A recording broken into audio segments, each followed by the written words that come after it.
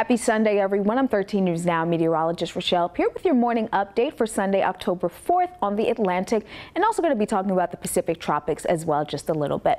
So here's your in case you missed it. Last time you saw me, we were talking about Gamma potentially making landfall in parts of Mexico. It did do that near Tulum, Mexico, and it is now offshore once again over the waters of the Gulf of Mexico. We're watching Marie weakening, no longer a major hurricane like it was yesterday morning, and we could be talking about Delta coming later on this week. We'll definitely have to keep an eye out for that, for a system that is now called Invest 92L. Here's the location of Invest 92L. It's now south of parts of Haiti, so we're keeping an eye on that as it moves through the central and then western parts of the Caribbean Sea. Of course, we have Tropical Storm Gamma now north of the Yucatan Peninsula. We're also currently watching Hurricane Marie in the eastern Pacific, and we have a couple of tropical waves out there in the middle of the ocean.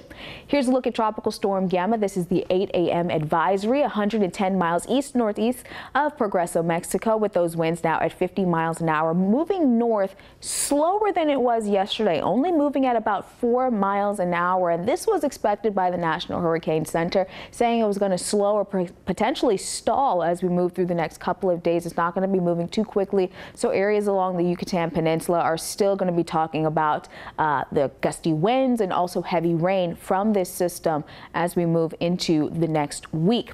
4 mile an hour movement. Again, pressure is at 995 millibars with Gamma. So what are the factors that are at play when it comes to Tropical Storm Gamma?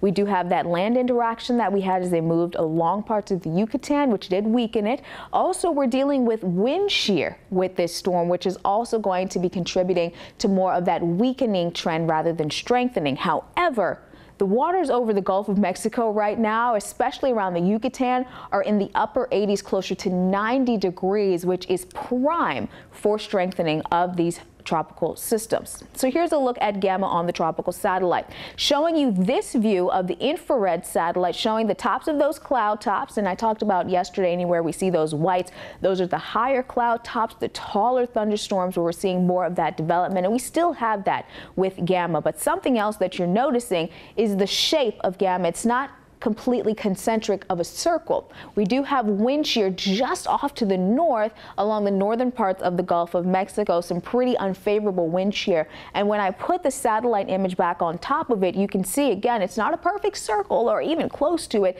It's starting to shear along with that southerly and southwesterly shear that we're dealing with there. So we're keeping an eye on Gamma with the land interaction and also the shear, but of course we do have the warm waters of the Gulf of Mexico. Something else that Gamma is going to be fighting as well is some dry air back off to the north and west. So this is a look at the water vapor satellite, water vapor imagery, and that's showing the amount of moisture in different parts of the atmosphere. So this tan color, that illustrates some more dry air, and that's not what these tropical systems like to deal with, but of course you do see this large swath of that teal color. That is of course Gamma and its extent possibly moving into parts of Florida, but we're keeping an eye on the center of the storm, which is not going to impact Florida. Doesn't look like within the next week or so it's going to be impacting the United States, but along parts of Mexico, we're going to have to keep an eye on that. Again, looking at those sea surface temperatures, mid to upper 80s, close to 90 along the path of Gamma. We might be moving into some mid 80s, so slightly cooler, but still perfect for that potential strengthening.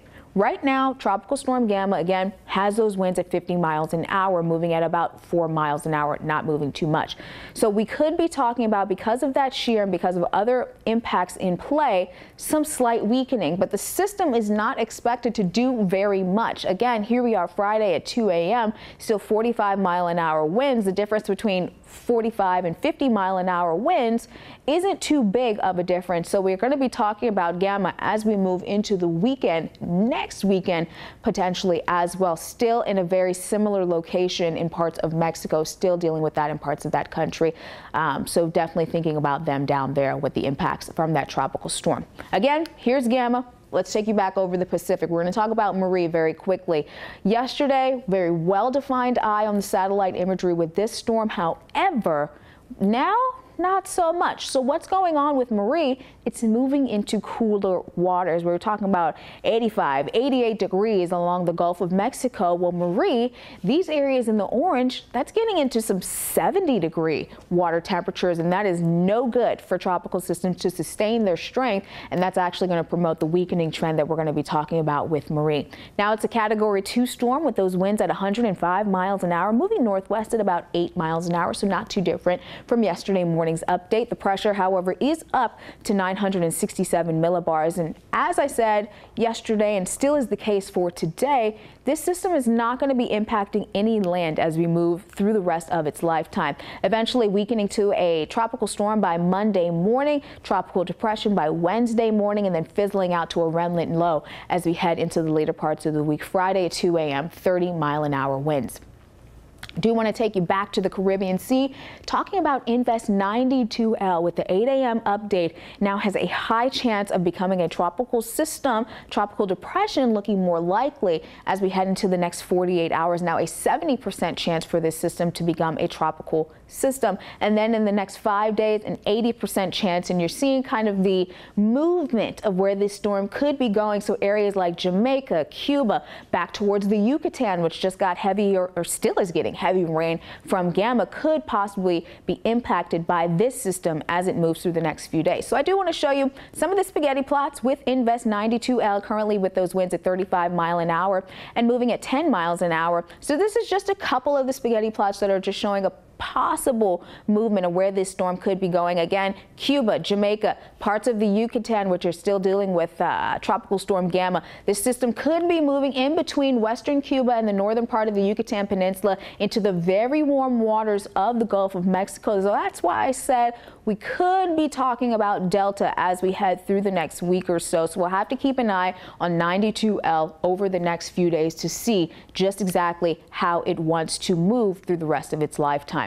So as we head over to this area of storms in the middle part of the Atlantic, it has a 10% chance within the next 2 days, not different from what we saw yesterday morning, not expecting that to do very much. And this tropical wave, which yesterday actually had a 20% chance in the 2 and 5 day forecast, now down to a 10% chance in the next 48 hours and also through the next 5 days. Both of these systems expected to encounter some very strong upper level winds, which are not friendly to tropical systems. But when we're talking about the hurricane season, still goes until the end of November. So the next name on the list, I mentioned it, would be Delta, then Epsilon, Zeta, Eta, and Theta would round out this first column of lists. So we'll see how far we do get with that. Have a little fast fact for you, everybody. Earliest 25th named storm date was back in 2005, and that wasn't until November 18th. And we are possibly going to be talking about our 25th named storm of this season, possibly coming before the end of the month. So we'll be